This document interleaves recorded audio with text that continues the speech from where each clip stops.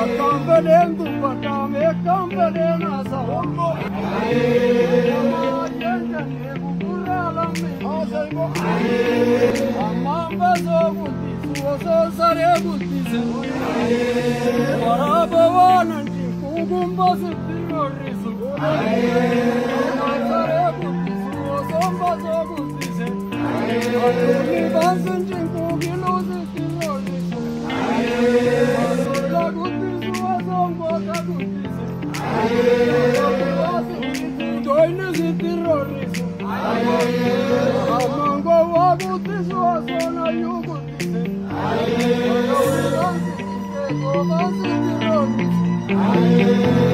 Welcome back. Maganagaan deebitan, maganagaan dhuftan. Kun podcastii Ilma Hormaati.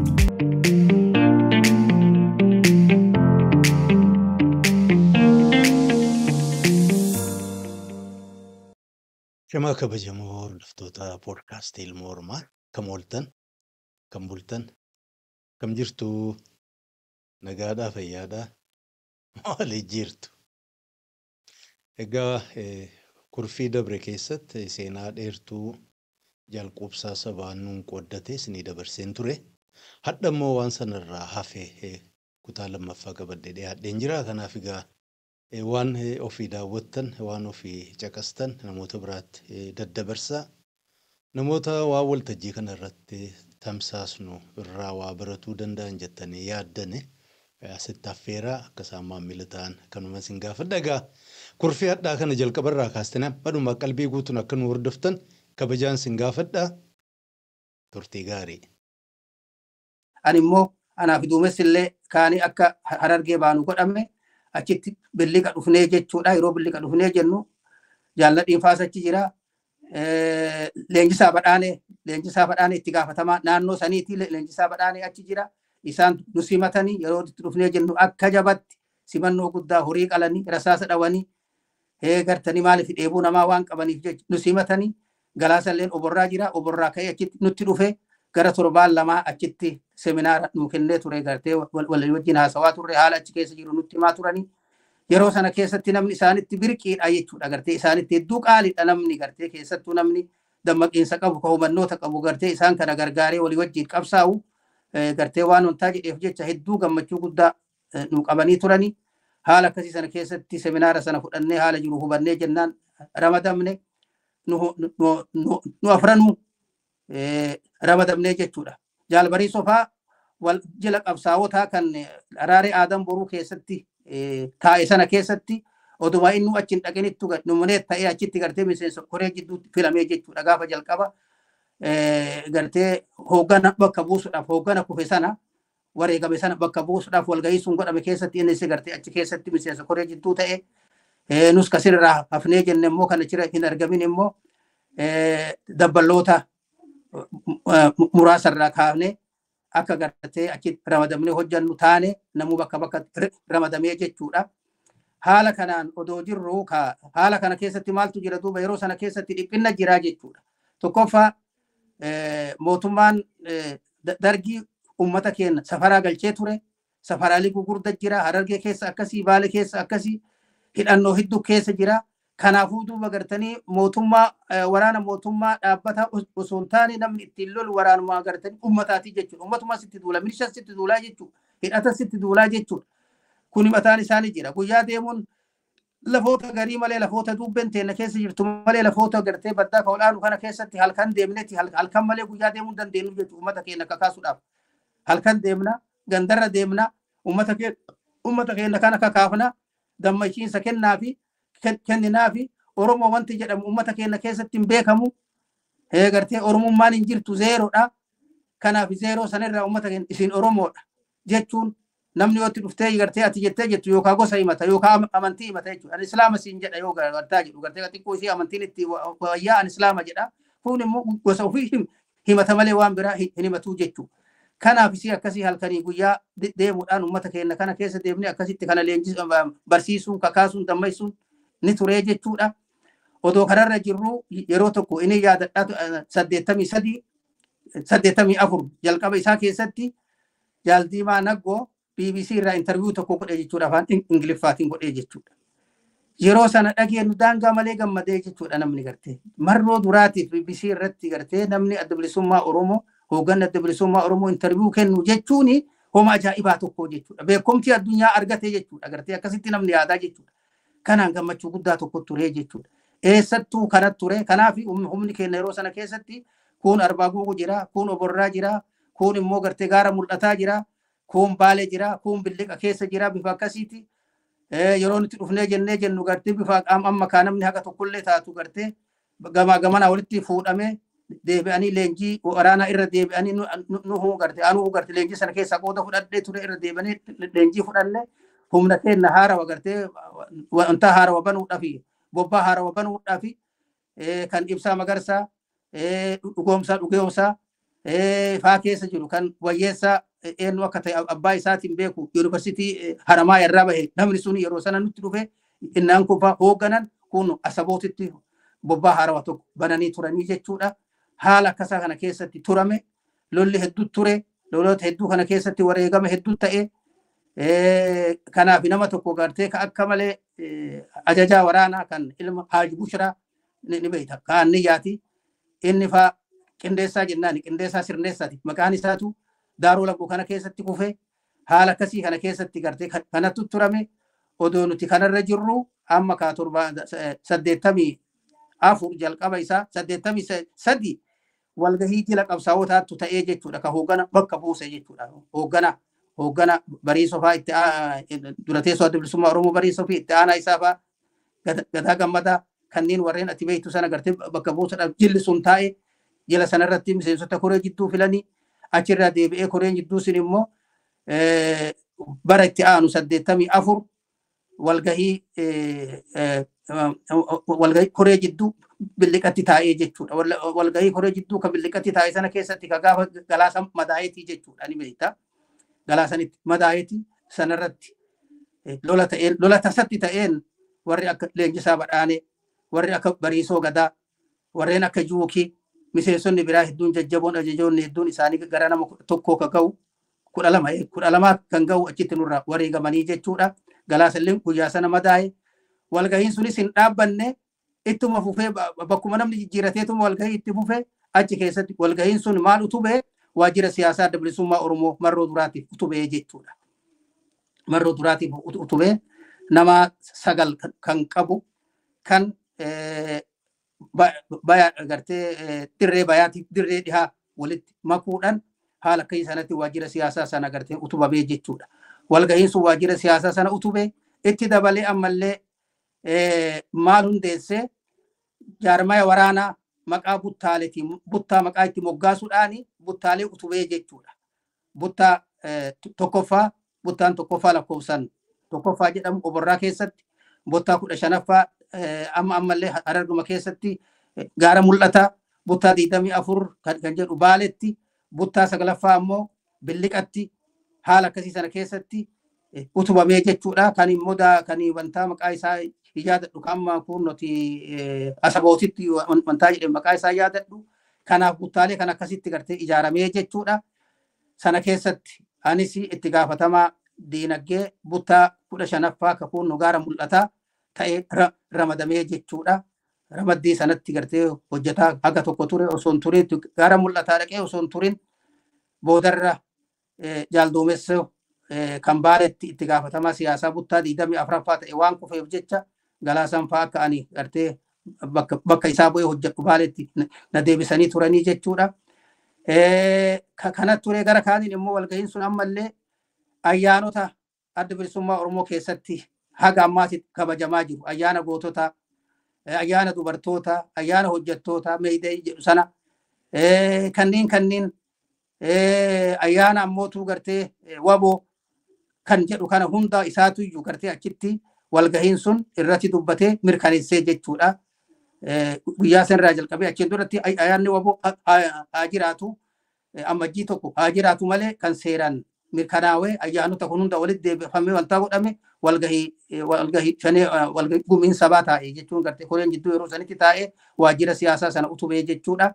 Haala akkanaa kanaanin qindoomina bareedaa tokkoon gadi bahamee jechuudha. Achirraa ka'amee qabsootti deemame.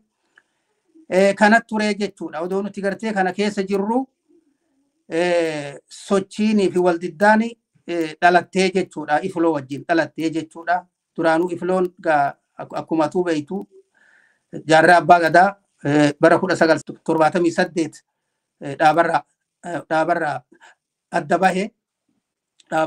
bahee jedhe kaakufaatii jaalbaarotii fi taalbaroo fa'aa badhoo fa'aa ture. Kuni waan namni beeku. Kufaatiin jaraa sunis maal akka ta'e haga ammaa sittuu gartee ifaa miti. Waan silaa ifa ta'uu qabuu fi gartee wantaatu tokko achirraa ka'ameetu waldiddaan sunuu taate. Waldiddaan sun kataatee jette gartee jaallan hedduun ka gamaa gamanaayyuu gartee gara Ifloosis haa ta'u gara kennas haa ta'u gartee miidhaa guddatu deemee jechuudha. Gartee keessattuu 83 irraa kaasee gartee sochiin xixiqqoon haa jiraattu 85, 86, 87 haga 88tti lola addaan cinne ture jechuudha. Yeroo sana keessatti wanni ture nu gara kennan gara bilisummaa Oromootiin gargaarsi qabnu hin jirtu jechuudha. Gargaarsi qabnu hin jiru jechuudha. Ofirratti hirkannoo dhumaan gartee namni uummatuma ofirratti hirkatee qabsoo godhaa jechuudha. Horiin gabaabduun dirree dhihaarraa ergamtu gartee gara alaarraa ergamtu sunuu takaratti saamamtu haga gabaaboon nama gayaa nu gahaa jechuudha. Malee jiru jechuudha. Warri Ifloo ammoo gargaarsa gartee qabanii jechuudha. Gartee alaarraa gargaarsa ni qabanii Somaaleerraa ni qabanii gama kaaniin immoo Somaaleen maqaa Ibrahim Billisaatiin waraana Ibrahim Billisaa ni gargaarti. Waraanni Ibrahim Billisaa ammoo biyya Somaalee keessa jiru maqaa gartee Ibrahim Billisaatiin jira. Yoo biyya dhaqu ammoo Ifloo taheeti maqaa warra gartee jaarraa fa'aan jira. Isaan immoo kun kana leenjisanii biyya keessatti nuti ol erganii kennamu waan itti dabalamu hin jiru jechuudha. Gartee namni namatti dabalamu hin jiru nama gabaabaa gartee kana jira jechuudha. Kanaan wajjin haalleen akkasii kana keessatti gartee turee jechuudha. Diinni ammoo gartee yoo nuti lala kana keessa jirru ammoo gara kaaniin dhiibbaan nurratti godhuudhaan gara gammoojjii keessatti gadi dhiibsisuun hin turee jechuudha. Akka kanaan uummanni keenya kanu jalatti baqatee jiru ka gartee mootummaa jalaa nutti gadi baqatee jiru ka bakka seenuu dhabee jechuudha. Akka kanaan alarraa hojii dippiloomaasii hojjechuun kan mootummaa Somaalee irratti kan hin danda'amne waan ta'eef biyya Keeniyaatti immoo achi qaxxaamuruun kan hin danda'amne mootummaan Keeniyaas ka gartee shakkii yeroo sanatti nurraa qabdu waan taateef jecha namni isaanuun beeku gartee gara sanitti achi baqachuu iyyuu beeku lafti nu fagoodha. Kanaan waliin maal godhame duubaree uummanni keenyas nu jalatti dhumuurra nullee haga tokko gartee waraana kana fuune uummata kana fuune haa biyya Somaalee sana geessinu jechuun jaalladhiifaa ramadanii jaalladhiifaa ramadame humna waraanatiin uummata nu jira jiru sana fuudhanii biyya Somaalee geeffamee jechuudha. Biyya Somaalee geeffamee jennaan mootummaan sun haga tokko ofitti uummata keenya fuutee qubsiiftee jaalladhiifaallee ofitti fuudhanii hojii dippiloomaasii jalqabuun irratti hojjechuun ni jalqabame.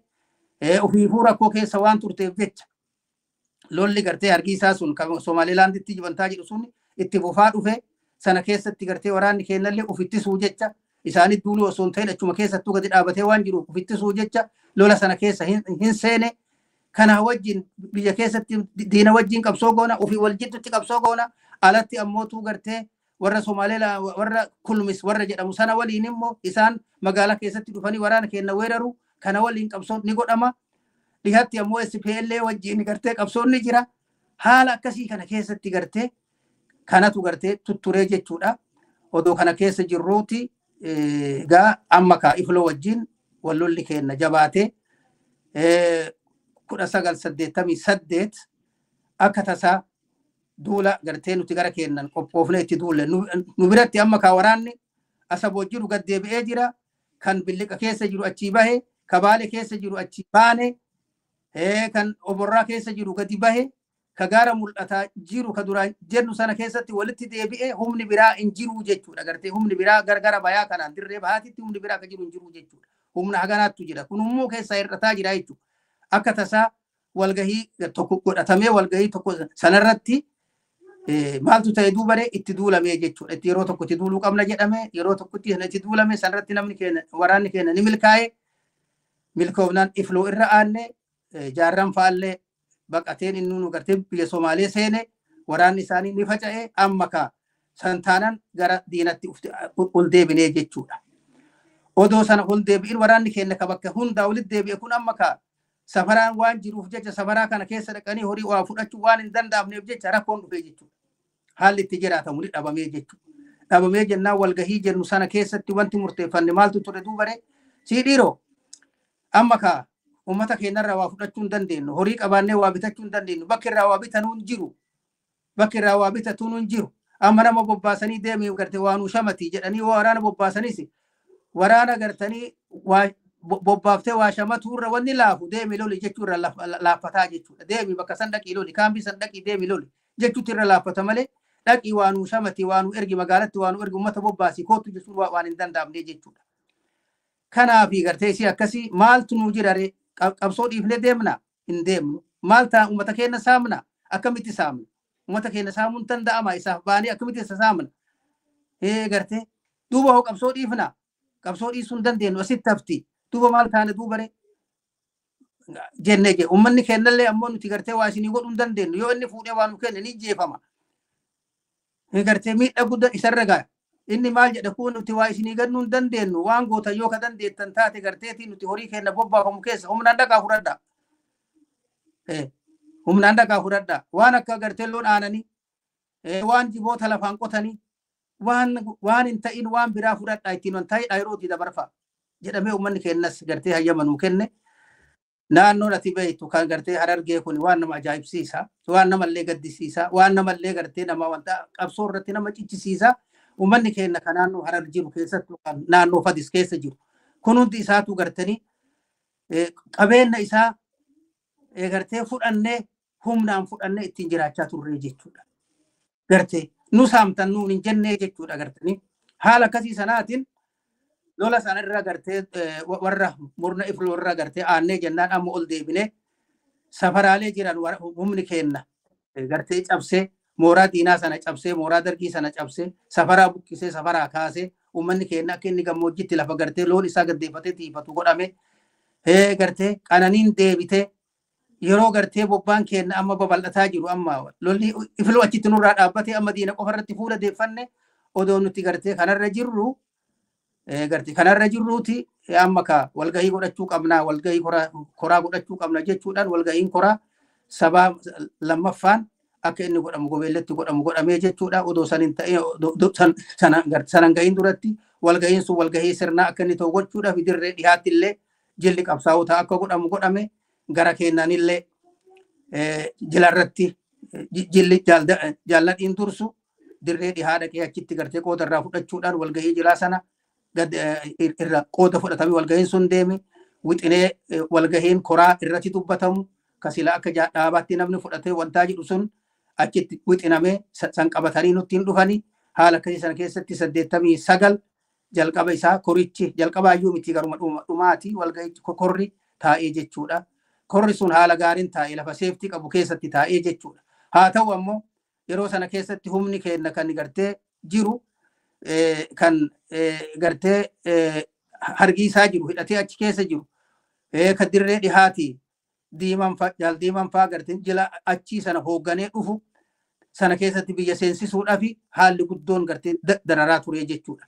Mootummaan sana waan hubateef jecha walgahiin sunis deemuudhaaf informeeshinni waan baheef jecha humni keenya immoo biyya Somaaliirraa hidhatee biyyatti waan deemuuf karaa sana cufee jechuudha. Karaan sun kan irraan cufame akka gara Baalee kana gartee bosonni guddaan hin jiru diida waalii jedhanii diida waalii kan waa takka muka wahii hin qabne ka deemsa guyyaa tokkoo lamaa keessatti namni achi ilaalee waa argu bakki itti muyni mataa jala qabatan kan hin jirre kana keessatti humni keenya achii ka'ee dhufuu irratti guddaa gartee wareega daangaa hin qabne baafamee jechuudha. Ijoolleen jaalladhii waliin dhuftellee ijoollee waraana dhuftellee gartee irra hedduun isaanii achitti wareegamanii humni keenya kan achii bahee dhufillee achitti wareegame isaanuu bakka lamatti adda bahanii jaalladhiin ol bahuu dadhabeetti karatti hafee Somaalitti gad deebi'ee jaalladhiin diimaa ammoo qilxuu aadaa fa'aa fuudhanii gara miliisanii nu bira gartee ol seensisanii haala akkasii sana keessatti gartee bifa haala akkasii saniitiin alarraa biyya seenuu nutti ulfaate malee ka biyya keessaa rakkoon hin turre galaa qopheeffannee maal jennee korri sun akka inni taa'u godhame korri sun adda bilisummaa Oromoo keessatti seenaa haarawaa fidee jechuudha gartee korri adda bilisummaa Oromoo dhaaba adda bilisummaa Oromoo dhaaba sirna qabu seera qabu seeraan wantaa jedhu kan immoo gartee yoo gara seeraatiin gaafatamni kan jiraatu taate gartee gaafiin irra kan jiraatu taate gaafiin irratti hin deefamne gartee ta'eetu argame gama biraatiin immoo humna keenya ka dhihaa fi baha jiru walitti hidhee jechuudha gartee walitti hidhee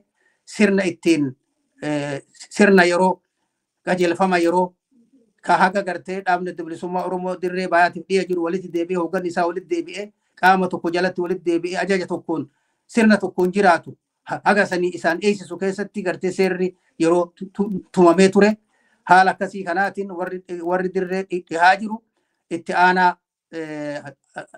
aanaa hayyu dure adda bilisummaa Oromoo jaalleen colataatiin akka turfamu kabayaa ammoo gartee jalgalaasaa dilbootiin akka turfamu hoogganni bal'aan immoo irra guddeessi ka gartee ka murteessummaa qabu dirree bayaa akka ta'u haala akkasii sanaatiin duraanilleen hoogganni adda bilisummaa Oromoo dirree bayaa jedhamee duraanuu wantaa jedhamee turame irra jajjabeeffachuumaadhaan wanni kun mirkanaa'ee jechuudha. Korri kun kora hooggana isaa filatee waajjira siyaasaa isaa sammas filatee heeraa fi seera isaa mirkaneeffatee turee jechuudha. Kanarratti amma ka jajjabaatee wantaa jedhamee jechuudha.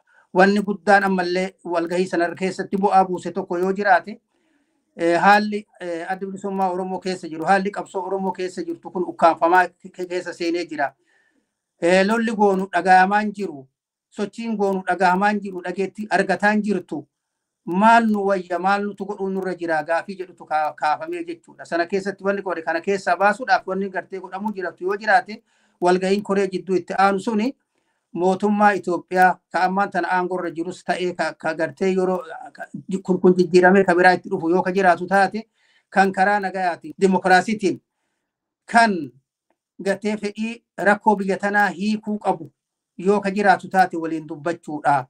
Kanaafuu haala itti gartee mootummaa sanii waliin itti dubbatamu wixineen tokko wixinamee dhihaachuu qaba. Koreen jidduu itti aanu wixinee dhiheessee akka koreen jidduu sun dhiheessee kora itti aanutti dhihaatee wanni sun mirkanaa'u godhuun barbaachisaa ta'a kan jedhutu qaxbii tana sagartee sana irratti dubbatee sana kaayee jechuudha. Akkasitti gartee kaayee adda kaa'ame jilli sunillee gartee gaddeebi'ee amma qabsoon itti fufame babal'annoon ni dhufte odoo nuti babal'annoo sana keessa jirru iyyuu mootummaan dargii gara diigamiinsatti dhufee jechuudha. Gara diigamiinsatti dhufe waan gara gartee kaabatiin ta'aa jiru waan shaabiyaan waraanni shaabiyaa ta'u jaarmeen shaabiyaa waan wayyaaniin godhaa jiru.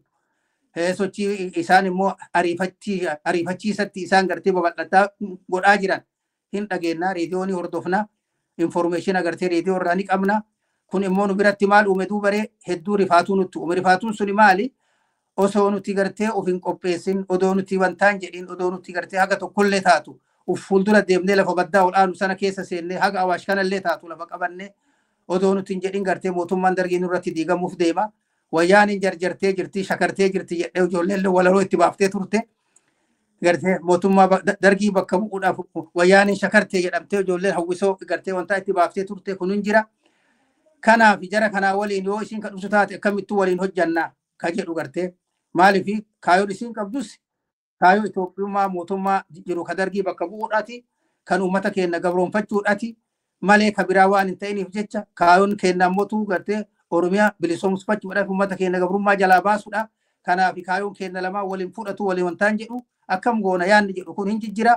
Odoo nuti kanarra jirru wayyaaniin dhuftee gaa biyya qabachuun mootummaan dargii mangistuun dheessuun waraanni dargii akkuma jirtu kaa waraanni guddaan sun ka Afrikaa keessaa waraana guddaa jedhamee beekamu sun waa gartee loluunaaf naan ufiifuu faca'ee qawwee isaa gannaqee agartee akkasitti deeme wayyaaniin immoo dhuftee nama gabaabaadhaan haga kuunnoo waraana makiinatiin kuunnoo kaatee jijjigaa kuunnoo haga Ogaadinitti gaddeemte nuti immoo gammoojjii sana keessaa kaanee karaa makiinaa gurguddattuu karaa makiinaa dheeraa sanittuu ol bahuun magaalota gartee nutti aantu keessa seenunu Awaash dhaquun haafu magaalota ol aanu keessa haga cirootuu deemuun nutti ulfaattee jechuudha. Maaliif waraanni keenya bakka bakka jira.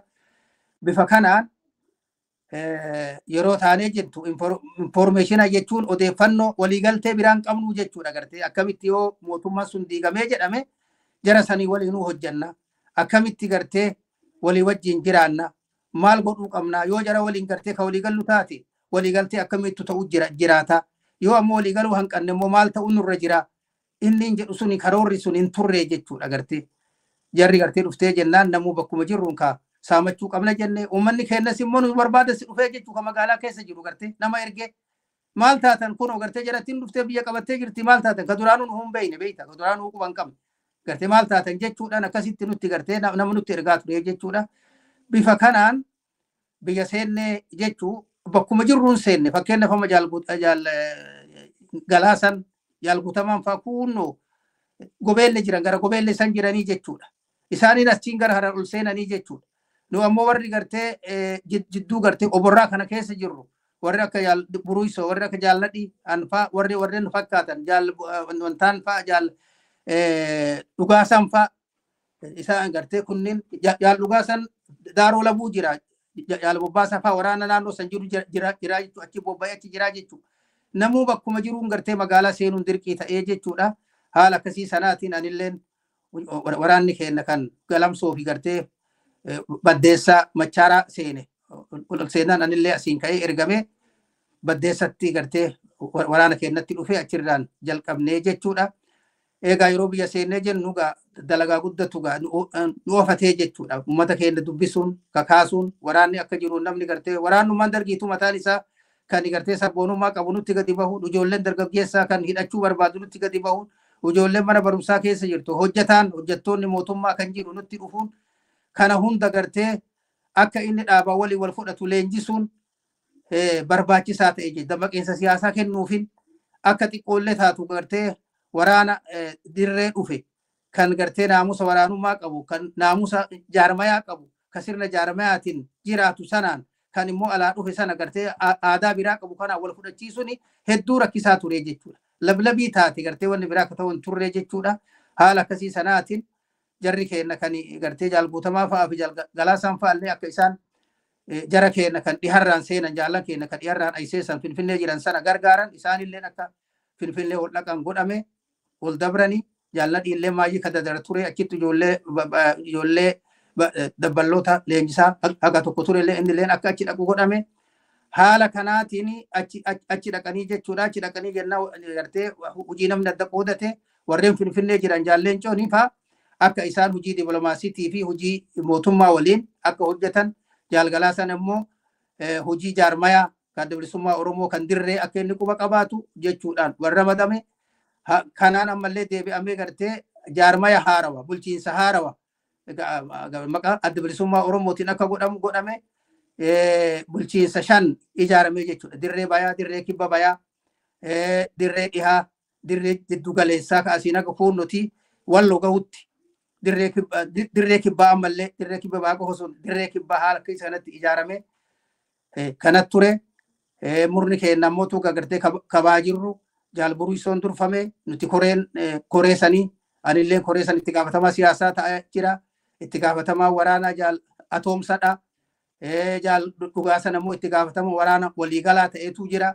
Bifa akkasii sana keessattiin jalqabnee jechuudha. Gartee akkasitti adda qoqqoodamee dalagaa namni jalqabame. Haa dalagaa jalqabu immoo duulli akkuma gartee nuti wayyaanee walitti dhufneeni gara bayaatiif gara kibba bahaallee duulli turee jechuudha. Gartee wayyaaneen lafa bal'ifachuudhaaf nurratti lola banaa turte, qabeenya saamaa turte. Uummanni keenyas immoo qabeenya sana irraa buusuudhaaf gartee akkamitti jarri kun qabeenya keenya fe'attee deemti, warshaa buqqiftee deemti, maal gooti waan kana hunda qabeenya Oromiyaa keessa jiru gara bahaa jiru kana wantaa gooti. Kun immoo lola fidee jechuudha. Gartee uummanni illee jibbaa guddaa qabaa fi gartee hin arrabsaa maal jedhaa kun ta'a gara kaaniin lolli akkasumatti deema haga gaafa gartee chaartara keessaa baanuti lolli yeroo tokkollee nurraan dhaabbanne kibba bayaatii fi baha keessatti illee nurraan dhaabbanne. Haala akkasii kanatu gartaa kana keessa turre. Egaa bifa kana fakkaata waan ati itti deemtee gaafattu malee kana ture jechuudha.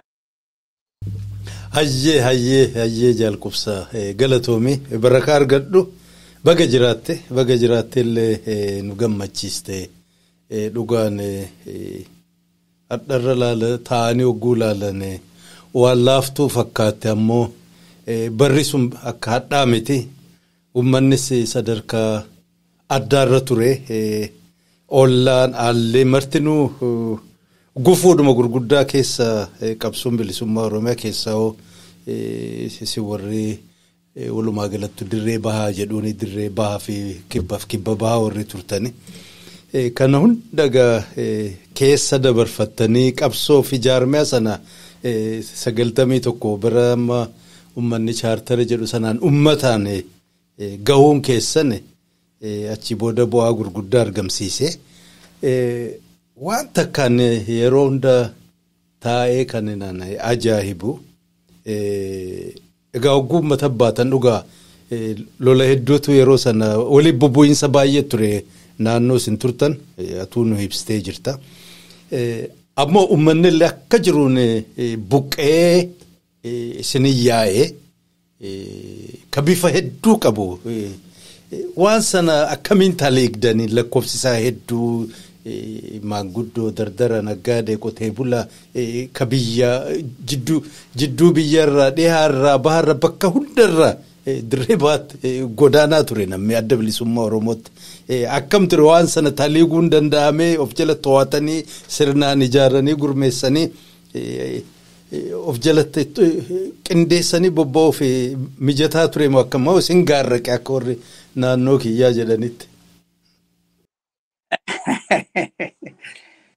Sirriidha. Dhuunfataan ala bahuun hedduu wanta namni gabaabaan uummata guddaa sana agartee akkasitti akka galaanatti dhiibbatee dhufe sana agartee taliiguun aadaa jiru aadaa ofii qabnuun aadaa qabnu sanaan aadaa qabsaa'otaa qabnu sanii wal barsiisuun guddoo ulfaataa jechuudha. Guddoo ulfina guddaa qabaatee ture jechuudha. Haa ta'u ammoo uummanni keessattuu namni gara magaalatii dhufe nama warreen baratan waan ta'aniif warreen dalagaa mootummaa qabu warreen barumsa keessa ba'anii dhufan hubannoota qaban waan ta'aniif jecha namoota sana barsiifnee wantaa jechuun barumsa kennu dammaqiinsa kennuufiin laafaa ture jechuudha. Maaliif waan ati itti himtu sana ni hubataa ni fudhataa jechuudha. Kuni mataan isaa wantaan tureen jechuudha. Agartee laafaa ture jechuudha. Garuu namni laafaan isaan sanas wantaa jechuun turre jechuudha. Nama isaanirra beekumsaa miti gartee beekumsa gartee wantaatii miti beekumsa qalamaatii miti beekumsa wantaatii miti beekumsa siyaasaa dammaqiinsa siyaasaa irra qabaachuun barbaachisaa ta'e argamee jechuudha.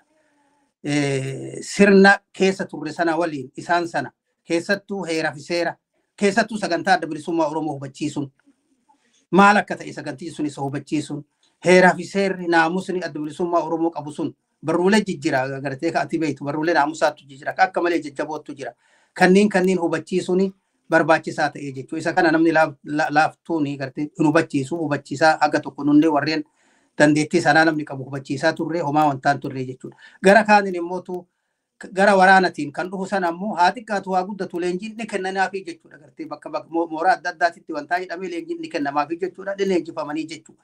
Leenjifamaniiti agartee sirna jaarmaa keessatti akka deebi'an godhamee jechuudha. Kanaaf haga tokko sun fudhachuu ni jira. Haga gaafa chaartara keessaa baanee qabsoon hadhooftuun sun dhuftee namni gartee beelaa fi dheebuu fi rakkina daaraa fi kana haga hin argin duratti haga lafti nagaa jirtutti waan dhuunfachuun sun gartee rakkoon turre jechuudha. Wanni jiru yoo jiraate barumsa gartee hubannootuma kennuufitu ture malee wanni biraan turre jechuudha. Haga sanitti gartee wantaan ni jira. Wanni takkittiin hin jirre maaliif uummata keenya bal'aa qubatee jiru kawayyaanee yeroo argu jibbutu gartee jibba hin arrabsa isin karaa deemtu ni arrabsa maala sii gootan isin hin feenu isin hin jaalannu nuti adda bilisummaa Oromoo jaalanna jaarmanni keenya sana nu saamuuf dhuftan jedhee gartee isii sana abdii kutachiisu tu gartee ture jechuudha. Gartee isii abdachiisu gartee kana ture.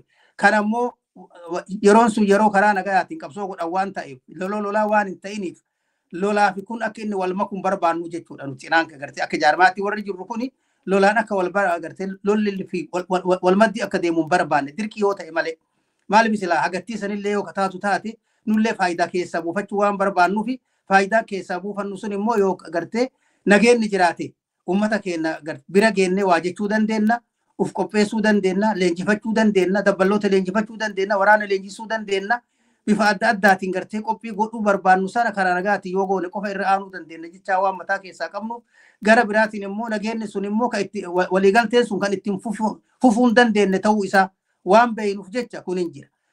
Gara kaaniin immoo dhibdeen jiru yoo jiraate akka nuti hubannu sanitti nuti akka warra jaarmaatti jaaramee ni jiru hubannutti uummanni keenyas nu hubachuu dhabuun dhibee tokko ta'ee jira jechuudha. Maaliif akkuma waan waliigalteen suni mootummaa sana waliin hojjannu waaruutitti fudhachuun ni ture jechuudha gartee. Ka ofiin qopheessintu ture jechuudha. Waraana keessattuu akkasuma waraannis haa ta'u ijoollee gartee nama gartee nutti dhufe akka dabballootatti jiru namni haa ta'u gartee guutuutti gartee nageenyi sun jiraate mootummaa sana waliin namni gartee hojjetee itti fiixa baasaa ka jedhu sanatti gartee itti fiixa baafna jechuu yoo ta'e malee hubannoonni gartee chaartara santu diigamee mootummaa sana keessaa baanan illee haga tokko kan hin jirre ta'uu isiittu ture jechuudha. Kun dhibee tokko nutti ta'ee jechuudha. Diinilleen ammoo duula nurratti godhu keessatti immoo nu dhiibaa dhufuun ni jira. Haala akkasii gartee kanatu nurra ture.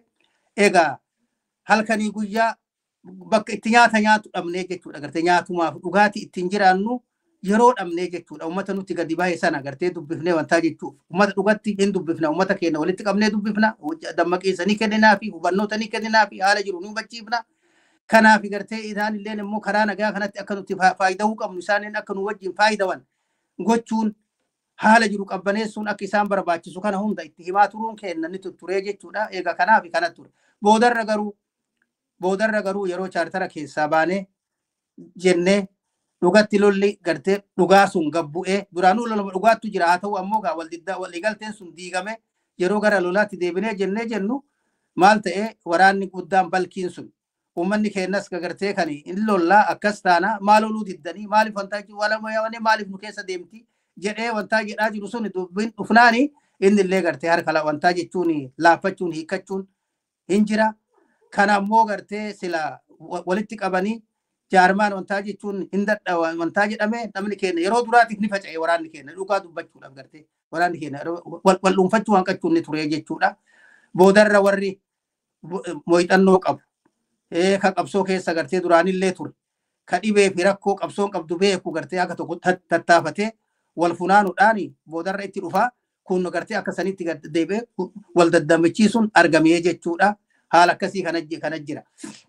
Hayyee barakaa argadhu waan kana jidduutti seenaa oduma himaa jirtu adda simurru jira ammoo ataatu waan takka yeroo hunda qalbii kiyya keessa ka deebitu ka biraan rakkoon jechuun ta'uu yeroo sana bakka hundaa namu waacifu jira bakka sammuun namaa boqotu hin turre ataatu san keessatti warri dhaaba sana hoogganaa ture magaalaatti marraa duraatiif as bahuudha hawwiin jaallan karaa dhihaa turan sanaan wal arguu fi akkamiin yaadni sunni ture dhiiroo akkamiin yoom wal geenyee waliin illee wal arginee bakka takkatti eenyaa akka jedhu hogganootaan illee taatu warri dhihaa fi warri karaa bahaa turtan sun yaadni sun kakka'e moo namuu bakkayyuu fiiguu waan tureef waan kanaaf hireen arganne.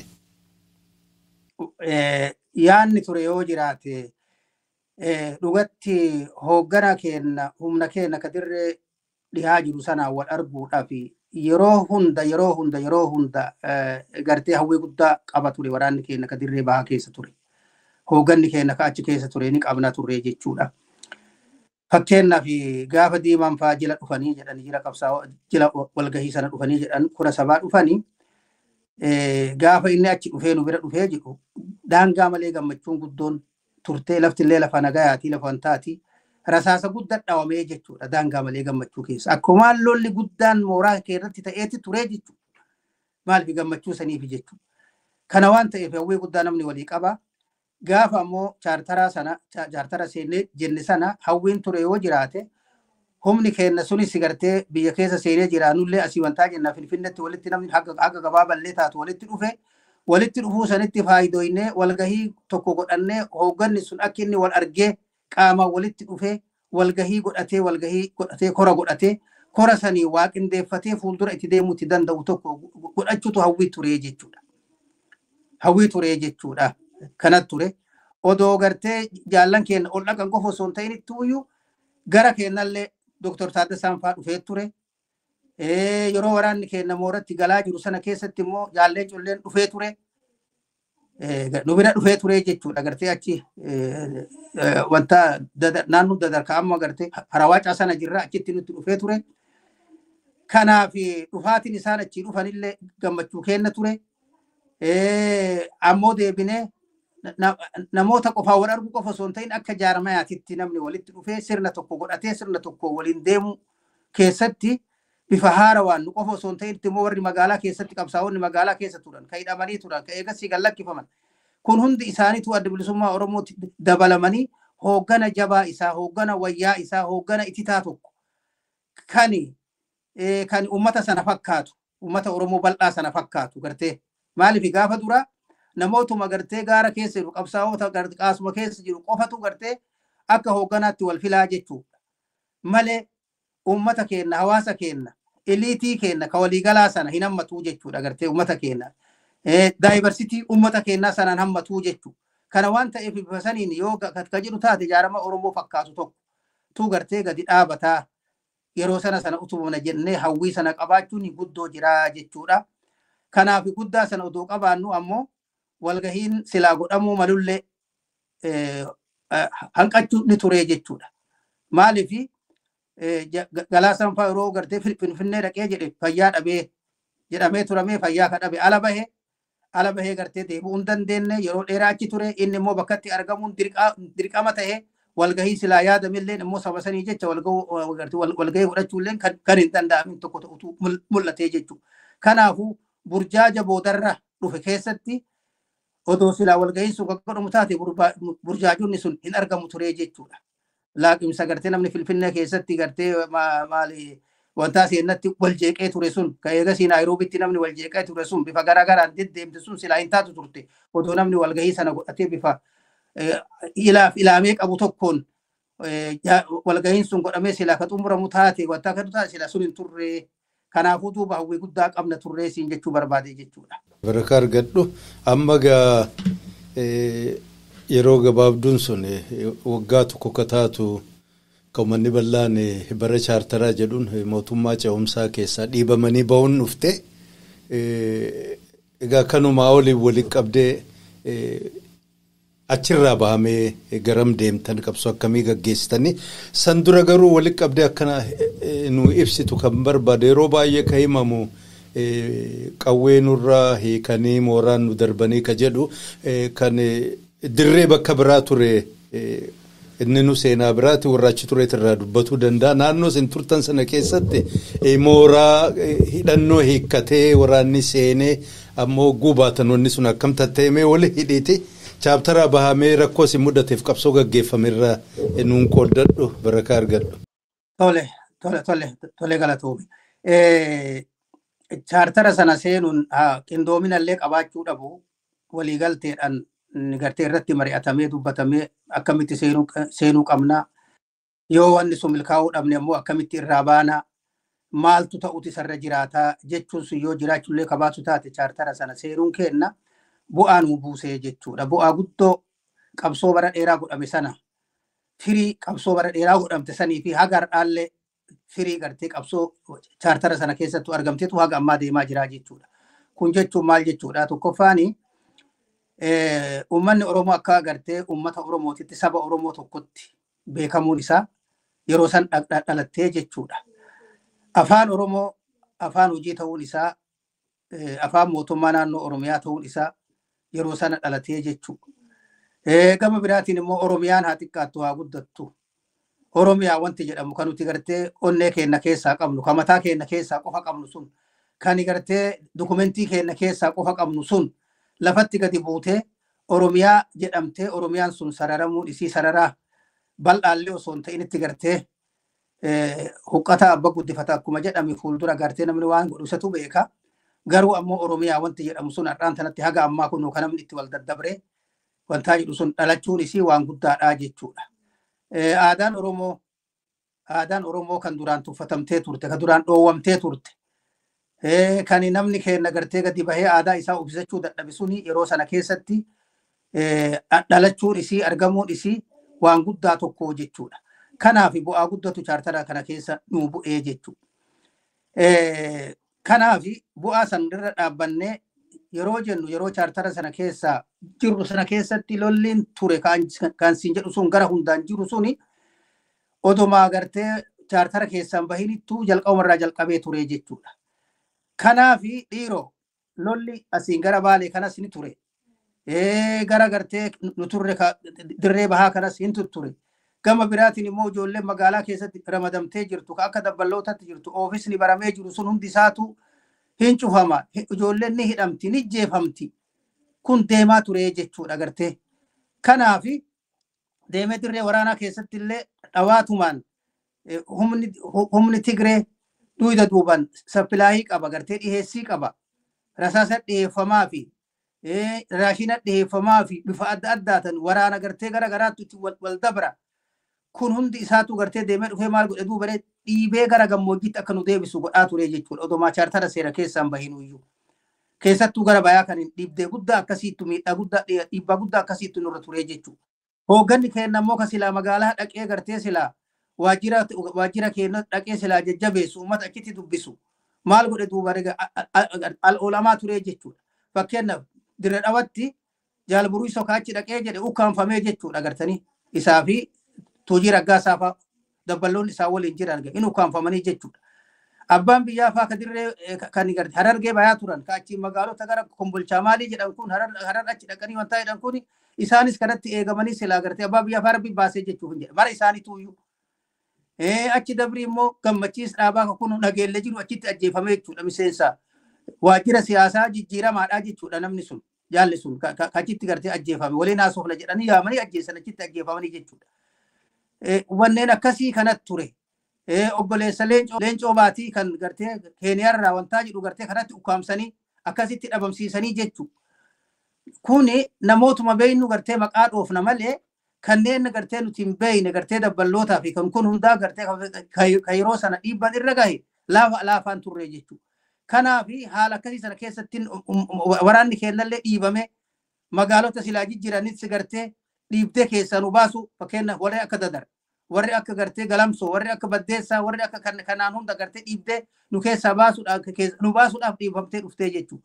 Kana waan ta'eef mee haga tokkollee taatu haga gara tokkotti namni murteeffatee waajjira sana gartee chaartara kana keessaa hin baanu isaa haga murteeffatanitti maal godhuu qabna jechuudha. Warra dippiloomaasii sana wajjin maanguddoonni keenya kan gartee kan magaalaa Finfinnee jiran dubbatanii waraanni keenya akka inni yeroo fillee taatu waraanni lachinuu keenya qofa osoo hin ta'initti waraanni akka inni gartanii mooratti galu godhamee jechuudha. Yeroo sana keessatti filmaata deemu jira. Filmaanni godhamu filmaanni kun immoo lolarraa qulqullaa'uu qaba. Filmaanni sun immoo kan wayyaan illee irratti gartee ufulaaltu teesti gootu nuufilleen ammoo kan ummanni keenya gartee ummanni keenya akka inni nuufilu ni beeyna. Garuu ammoo gartee filmaata sana akka inni nuti gartee dhageettii siyaasaa qabnu jara sana irratti qabnu itti agarsiifannu tokko waan ta'eef jecha kanaafuu duuba kun akka milkaa'uuf jecha waraanichi lachinuu akka mooratti galu godhamee jechuudha. Waliigalteen jiru waraanni lachinuu karaa makiinaa guddarraa hiiqafee ummata keessa deemuu dhiisee akka waraanni lachinuu wayyaanitiif kennallee mooratti galu godhamee bifa sana keessan akka mooratti galamu godhamee jechuudha. Fakkeenyaaf nuhu warra waliin jirru waliin Harawaaca turree jechuudha. Harawaaca iyyuu dhiibamneeti baadiyyatti gadi baanee turree jechuudha. Gartee maaliif dhiibbatee wantaan nutti dhufeef jecha gartee duulli nutti dhufeef jecha. Haala akkasii sanaatti yeroo bitachuuf jecha waraanni sun akka inni mooratti galu godhame waraanni mooratti garame Baalettillee Shaawwatti gale gara Harargee dhiyaa kanatti illee gartee naannoo Galamsoo sanitti gale gara ammootuyyuu Harargee bayaa Harargee gara Usaanuu kanatti illee ammoo Harawaacatti naannoo Harawaacatti gale gara Kuunnootti gara Harargee dhihaatiin illee bakka tokkotti Harargee bayaatiin illee bakka tokkotti walitti galame. Kanaafi isi akkasii yeroo galamee jedhu namni hidhannoo irraa hiiken jiru jechuudha. Amma dubbiin hidhannoodha gartee hidhannoo namni irraa hiiken jiru jechuudha. Hidhannoo sana qabateetuma galee jechuudha. Achumatti gartee to'atamaa turee jechuudha. Warri ammoo kan waraanni mooratti galuu to'atu sila akka maanguddootti militariititti warri Eeltiraa warra Eeltiraa irra namoonni hagoon wantaa jedhanii achi jiran sun mooruma sana dura seenanii jechuudha. Waraanni yeroo ala bahee jedhu duraanuu qawwee ijoolleetti bakkuma itti dhiifate qabaa dhiifateetti magaalaa bahee gad deebi'aa jechuudha. Waraan hidhannoon nu harka keenya keessa jirti jechuudha. Malee jara sanitti wanni kenname hin turre jechuudha. Kana ture humna immoo haga tokko immoo akka gartanii mee gartee wanni kun akkanaan itti fufuu hin danda'u. Kanaaf humni keenya gini tokkollee taatu gartee alatti hafuu qaba kan jedhuudhaan humna keenya kan arbaa guutuu keessa jiru ka ibsaa magarsaa faa keessa jiran akka isaan alatti hafan godhamee turamee jechuudha. Haga tokkollee taatu akka inni lafatti galan godhame odoo kanarra jirru odoo kanaan jirruuti gaa dhiibatamee wantaan sunillee filmaanni duraa sun godhamee kalammataa kaniin godhama jedhamee silaa yaadame sun ta'uu hanqateeti akka chaartara keessaa baanu dhiibamee dhufee jechuudha. Kanaaf waraanni keenya yeroo chaartara keessa bahu hidhannoo isaa guutumatti fudhatee bahee jechuudha. Fudhatee bahe malee waraana irraa wanni hidhannoon hiikkatame achitti mooraa sana keessatti hiikkatame gara ofii nuti beeynu keessatti wanni ta'e tokkoon isaan jiru. Qawwee takka wayaanin hin arganne nurraan hiikkatamne hin hiikkamne jechuudha. Nullee hiikkannee fuunee warra monitaroota sanitti hin kenninee jechuudha agartee. Warra achitti gartee sana dhuunfatan wantaa jedhanii to'atan sana keessatti namni kenne hin jiru jechuudha. Haala akkasii sanatti bahe. Qawween immoo hiikkatamte yoo jiraate gartee yoo jiraate gaafa namni lolatti gaddeebinee chaartara keessaa baane lolli dhugaa sun gadi bu'ee gartee nullee asiin isaan lollu isaan nuun lolan kan uummanni keenyallee gartee waraanni keenyallee beela fi dheebuu dadhabachuudhaan gartee cinqii gartee dirree qabsoo jirtu sana keessa qaqqabachuudhaan faca'ee ni turee jechuudha. Gaafa sana keessatti hidhannoon keenya diina harka bu'uunis waan jiraatii jechuudha. Akkuma ka isaati akkuma keenya isaa harka bu'u ka isaanillee harka bu'uun boojinee irraa fudhachuun ni turee jechuudha. Haala akkasii kana keessatti kanatti ture malee hidhannoon gartee hiikkatamee diinni irraa fudhatame kan jedhu suni hin turre. Chaaltara seenuun sunillee yoo walii wajjin mari'achuullee baanne karaa ture waan namni itti sheeruu hin qabne jechuudha. Maaliif bu'aa argatame ture jechuudha. Odoo nuti chaaltara sana keessa seenuu baanne adda bilisummaa Oromoo wanni jedhamu hin jiru. Waliigalteen gaafa sana gartee akka chaaltaraatitti wixinamee gartee eegasii hujirra oole sunillee hin jiraattu. Wanni jira yoo jiraate UPDO jiraata. UPDOon immoo ergamtuudha. Dhimma sanii waan qabdu qabdu. Kanaaf isii akkasii chaartara seenuun suni bu'aa akkasii sana qabaate ammoo gartee mooraa seenuun sunis wanni nu hir'ise hin turre. Kanaaf gartee wanni yoo gartee gufuu ta'e jedhamee dubbatamu keessatti mooraa keessaa bahamee bakka silaa barbaadamu sana gahuun maaliif keessattuu waraanni keenya kan gartee gara Harargee dhihaa kana ture suni silaa ol bahee kunnu haga gaara duubatti achi qaxxaamuree haga Awaashitti gartee karaa sana kutuutu isarra ture yaadni keenya san ture jechuudha. Achii bahee achi gahuun yeroo irraa fudhate gartee yeroo irraa fudhate isaanis immoo tuyyuu duula wayyaanee qofa osoo hin ta'in immoo shaabiyaalleen waraanni shaabiyaallee keessa waan jiruuf jecha waraana gara lakkoofsan gara 80,000 kan ga'utu dirree Harargee qofa keessatti duulli adeemsifamee jechuudha. Gooroo Harargee tan gara garaan baqafamtee jirtu gartee adda addaan jirtu sana keessatti waraana daangaan qabne nutti bobbaasuun gara xayyaaratiin helikooптariin nutti gadi naquun gartee kanatti ture jechuudha. Egaa kanaaf gaafii kee sii deebisuudhaaf homaa wanti nu miidhen turree jechuuf hin jedhe gartanii kanaaf mooraa seenuu hidhannoo waan hiikkan hin qabnu jechuudha.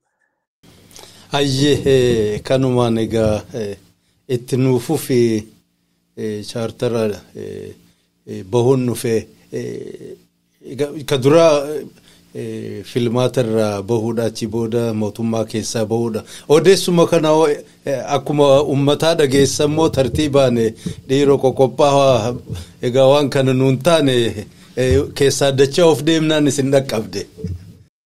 In turre dhugatti dubbachuudhaaf in turre quban qabnu dhugaa ka dubbannu taate in turre hatattumatti gartee hatattamumatti akka baamu jedhamee jechuudha. Gartee duulli deemaa jira kanaafuu gartee itti fufuu hin dandeenye egaa kanaaf akka baanuu jedhameetuma telegiraamaadhaan laaftuu karuma laafaa tokkoon gartee dhufe malee hin turre jechuudha. Anuu yeroo sana kadadartuu kan harawaaca turre waltajjiin teena kadirree bahaa kun achi ture achirraa gara galamsoo as dhufne dalagaa dhufne ani waraana bira ture waraana bira jira. Kanaaf achumatti gartee telegiraaman dhageenne beeka akkas jedhanii gartee kana jira achirraa gaddabre jedhanii waan dhageenne malee wanni itti qophoofne hin turre jechuudha. Qophiin tokkollee hin turre eruma dhageenne. Wannummaan jennuuf kanuma laal odoo silaa walgahii godhatamee turame saganteeffatame yoo silaa gartee jara kanaa walii galuun hanqatame akkamitti mooraa sana keessaa baana yoon baana bifni itti baanu akkam ta'utti sarra ture jedhamee silaa namni gartee irratti mari'atamee walii galtee godhatamee deemu sun silaa silaa akkas ture jechuudha. Gama biraatiin immoo boodarra kanuma agartee dhageenyu sanuuyyuu gartee wayyaanee nu adda nama qooduudhaan adda bilisummaa Oromoo gartee kan lolaan lola filate kagalaasan faa lola filate keessattuu kadirree ture furate gara jaallee coofa ammoo gartee adda bilisummaa Oromoo nagayaa jedhanii boodarra gartee kan itti moggaasan suni booda turee jechuudha. Odoo mariin sun jiraate sun hundinuu dhuftu jedhee yaadaa jechuudha. Ayyee egaa hin hafne baatanii garam taakkitan akkam taatan amma gaa dargii lolaa turtan mootummaa sirnaati kumaatamaan akkuma kunoo qocaa suuta jedhee ka yaa'u amma immoo warra waggaa 30 riphee lolaa ta'ee ofii isaatii waan riphee lolaa taate beektu Eritiriyaa fi warra wayyaaneetu isin duuluu jira. Wayyaaneen immoo kophaasii miti amma warra afaan Oromoo dubbatu of dura qabdee deemti. Egaa xiqqaatu humna sadii humna OPDO ka TPLF fi Shaabiyaa akkamiin irraa dandamata maaltu isin mudate? Dhugatti qabsoo yeroo dheeraa mootummaa dargii waliin godhame. Mootummaa dargiitii miti kanummaa warra kuunnoti Haayila Sillaasee waliin godhamee iyyuu laaftuu turte jechuudha. Maaliif mootummoonni sun hundi isaaniituyyuu biyya teenya sana guutuutti hin dhuunfanne. Waraanni dargii kan yeroo dheeraa waliin turre wantaa jenne suni mooruma keessa taa'a. Magaalotuma taa'a. Yeroo duula ba'u ammoo beekamaadha. Beekamsi isaa gaafa gartee mooraa isaa yookaan magaalaa sana keessaa ba'u rasaasa dhahee bayaa. Hin dhagahamaa duula deema jedhama. Duulli inni deemu ammoo karaa bakka akeekkate san irraan goruu karaarra deema. Olii gadi maquu jechuudha. Bakka silaa itti ergame sana qofa gahee torbaan tokko guyyaa lama guyyaa sadi torbaan tokko yoo guddate bultii 15 turee magaalatti duuba deebi'aa jechuudha. Kanaaf yeroo sana nuti matuma jalaa qabanna malee wanni nu rakkisen turree jechuudha. Gartee bakka fedhallee haa jiraannu matuma jalaa qabanna. Maaliif bakka inni jiru ni beeknaa jechuudha. Wayyaaneen immoo yeroo dhuftee jettu ka humna biraa dabalatte haa ta'uti isiinuu riphee lolta. Riphee loltummaa bara dheeraa keessa waggaa 17 riphee lolummaan turte. Bifa riphee lolummaan riphee loltoonni itti lolan bifa ammoo mootummaan itti lolu dadhabbii mootummaan qabu waan beektuuf jecha sana hunda wayyeeffachuudhaan gartee akkaataa itti immoo mootummaa sanaa itti cabsite waan beektuuf jecha sana hunda nurratti faayidoftee jechuudha. Akkuma keenya gaaratti galte gartee hidhannoo hidhattee galaa marattee lafa gartee helikoophtarriin geessineef ka gartee ka ofii isaan marattee gaaratti galtee riphee lolaa taatee akka riphee loltaatitti adamsaa turtee jechuudha. Waraanni Amaaraa gartee waraanni mootummaa dargii yeroo duulu Haayila Sillaasee yeroo duulu ganamaa fi galgala duulaa jechuudha. Guyyaa hin boqataa jechuun ni beekama. Lafti saafaa geennaan immootu bakka qabataa jechuudha waraanni durii sun. Tun immoo yeroo namni silaa boqatuun boqattuu jechuudha. Yeroo silaa namni hin deemne iyyuu ka silaa namni gartee bakka qabatee halkanii dhiitee jedhee buluuyyuun bultuu jechuudha. Halkaniin deemti jechuudha. Kana waan ta'eef jecha gartee lakkoofsa heddumminaatii fi wantaa qofa osoo hin ta'initti tooftaan riphee loltummaa kan isu gadnullee akka riphee lolaatitti itti faayidanu isiillee sanitti faayida'uudhaan hedduu nu dararaa turte lola walirraan hin cinne nurratti wantaa gochaa turte jechuudha.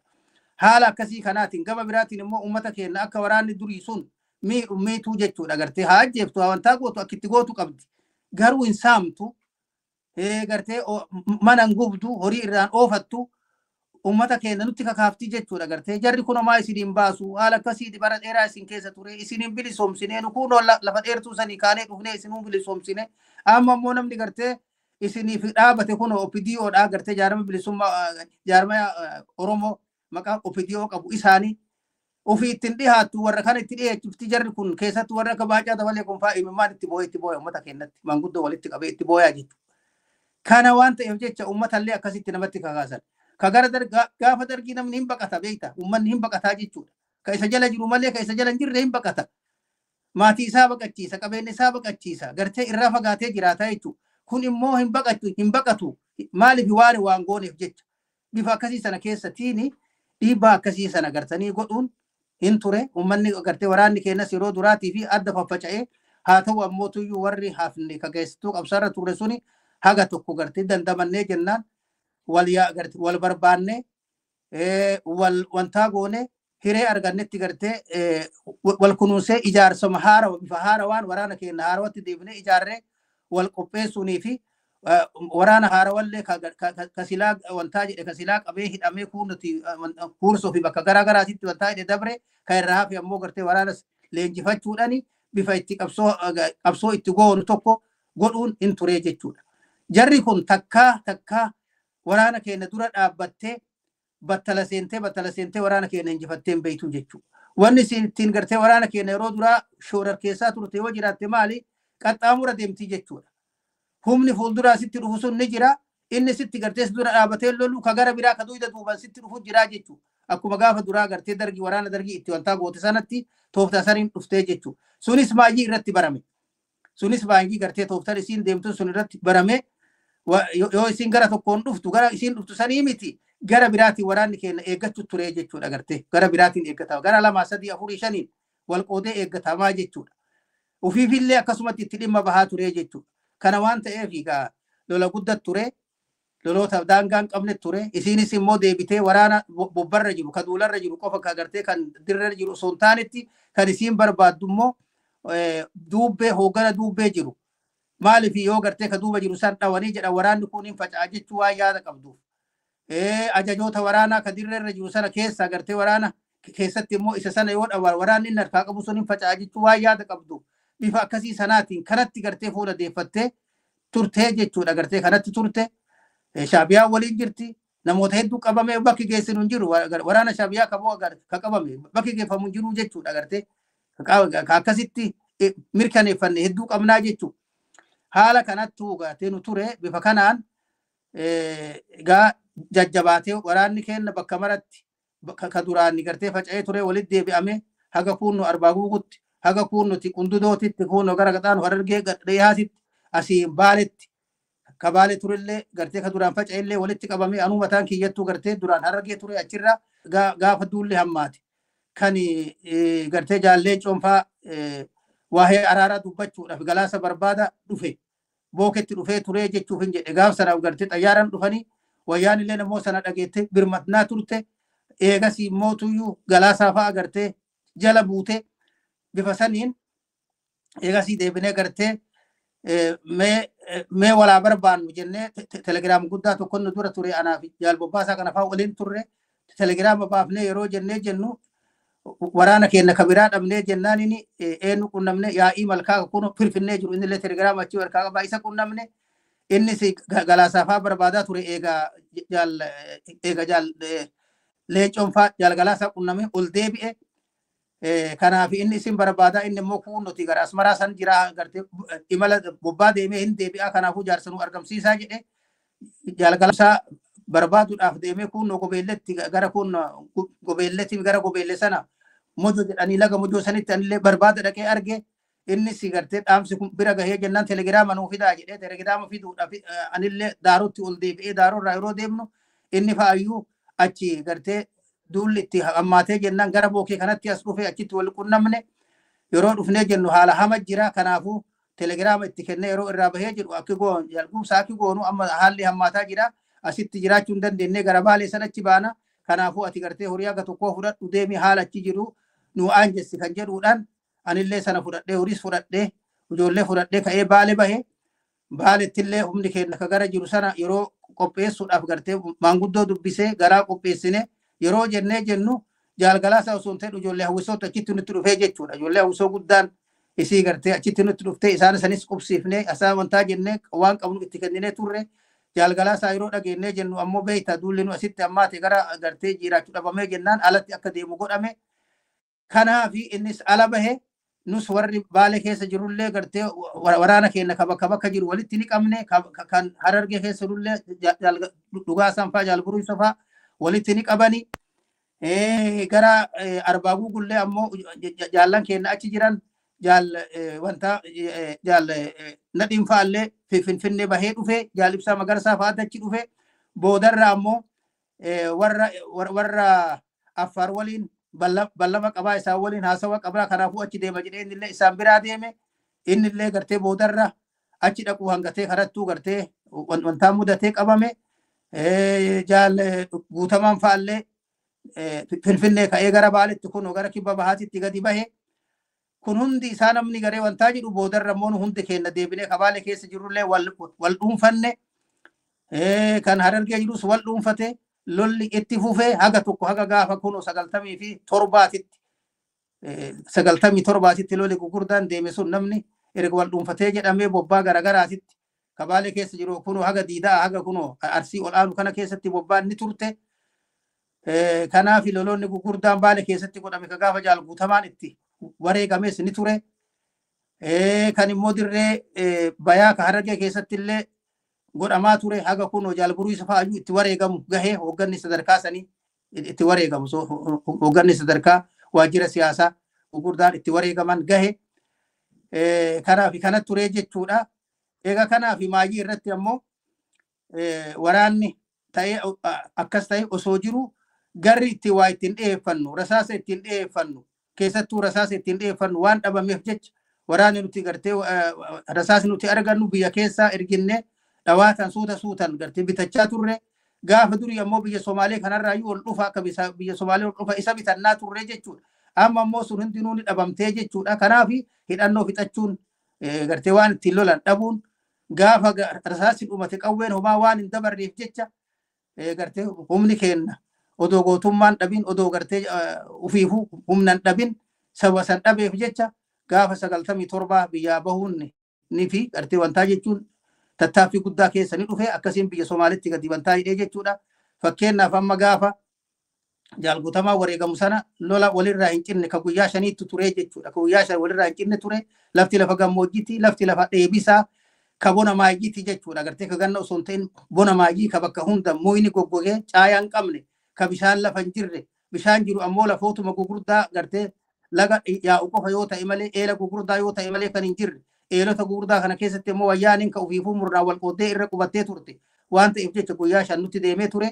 Jaal Guutamaa illee sana keessatti wareegame. Gaafa jaal Guutamaa sana keessatti wareegamee jedhu gaafa sana guyyaa 5ffaa sana nuhuu anu mataa kiyyaayyuu sakaraata du'aa waan jedhamu argee jechuudha. Gartee namni sakaraanni du'aa maal fakkaata yeroo jedhamu gartee duuneen agarree garuu ammoo osoo jirru agarree jechuudha. Gartee fincaan keenya dhuynee jechuudha.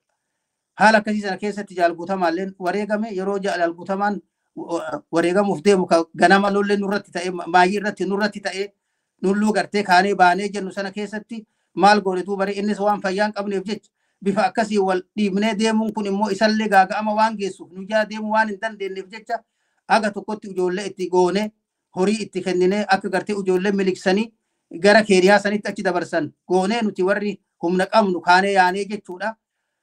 Odoon turiin turree gartee lafa sa'aa tokkoo sa'aa lamaa yeroo deemnee jennee jennu guyyaan sa'aa 8 sa'aa akka lakkoofsa Itoophiyaatti sa'aa 8 sa'aa 2 akka gartee biyya naasitti lolli isaan irratti ta'uu rasaasa dhageenne nus immoo homaatu gartee ufdhamne kaanee akkasumatti gartee gaggamnee lafa dhodhoofnee jechuudha. Mucaan tokko ammoo osoo deemu lubbuun keessaa baatee jechuudha. Qawwee caalcaalaa contiin deema qawwee irraa fudhannee biraa deemnee jechuudha. Sii dhiiroo nuti akka keennatti sila akka keennatti jaal Guutamaa sana yeroo achi qabnee miliisinu sana keessatti humna guddaa sana wayyaaniin jala deemti faana dhootee deemti isaan ammoo ni dandamatan kan jedhuudhaan achi qabnee jechuudha. Gartee balatirra gaha jennee yaannee osoo hin taane itti achi qabnee jechuudha. Kanaaf ammoo waan ajaa'ibaa kopheen inni Finfinnee dhufee jiru kophee addaati mallattoo addaa qabdi. Wayyaaniin ammoo ijoollee boojitee of harkaa qabdu ijoollee qabdu jira mucayyoo takkafaa qabdi.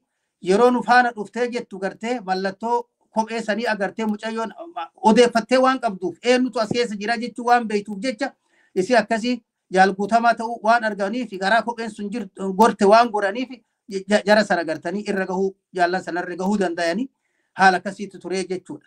Dhiiroo amma namni maal jechaa ture kan hin dhagahaa jiru gartee odoo achi qabuu baatanii silaa jaalli kun hin dandamataa jedhanii namni waan dubbatu hin dhagahannee turre jechuuf hin jedhe. Ima dubbatama namni ima jejjedhaa jechuudha.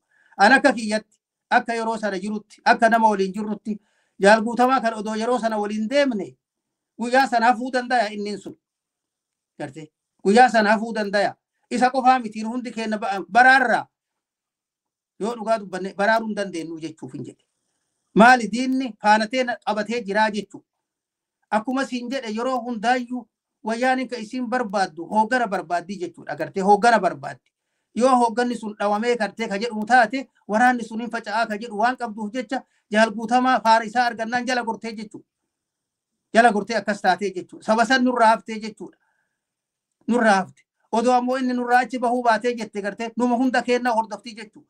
nu namni yeroo sana keessa jiru yoo xiqqaatee gara nama 20 oliiti baraarra natti hin fakkaatu jechuu hin jedhe maaliif rasaasa isiitiin osoo qofa osoo hin ta'initti haalummaan dheebuu haalummaan dheebisa haalummaan ifaajee dadhabbii nuti guyyaa 5 keessa turre nu hambisuu jechuudha. Ka osoo deemnu odoo rasaasni nutti hin dhahamin yeroo sana keessatti gartee gaggabnee lafa dhawne shakaraata du'aa geenne ka mucaa waliin deemnu gartee lubbuun osoo deemu keessaa baatee duute silaa wantaan gartee hin ta'u ture jechuu hin jedhe. Kanaaf isi akkasii haala akkasiitu ture. Jaalburuu isallee bifuma akkasiitiin gartee argattee basaasa waan qabduuf gartee argattee isaa qofa addatti kuunnoti burqaa tirtiraatii kaatee odoo waraanni kennan argin kaatee kuunnoo qarree bookee kiphoo jedhanii kiphoo sanitti achitti tidhayxee osoo namni ofirraa qabu jaala farratti gartee dhukaasa bantee jaalli fa'aa achitti wareegamanii jechuudha. Haala akkasiisantu ture. Kanaaf maajirratti waan godhamu dhabamee jennaanini haala kanaan namni kenna biyya Somaalitti gadi bahuu dirqame. Hayyee kabajamoo hordoftoota poodkaastii Ilma Oromoo. Egaa jalqabarraa kaastanii dhumaan waliin turtanii seenaa kana hordofuu keessaniif guddaan isin galateeffadha. Waan ofii hordoftanis namoota kaaniif daddabarsaa waltajjii kanattis maamila ta'uudhaan wanni nuyi qopheessinee tamsaasnu kun nama waan kana dhagahuu irraa baratuu barbaadu bira akka qaqqabu nu gargaara. Kanumaan jedha sagantaa itti aanuun kamaayyii qabannee ammoo walitti deebinutti nagaan naa tura. Bye bye.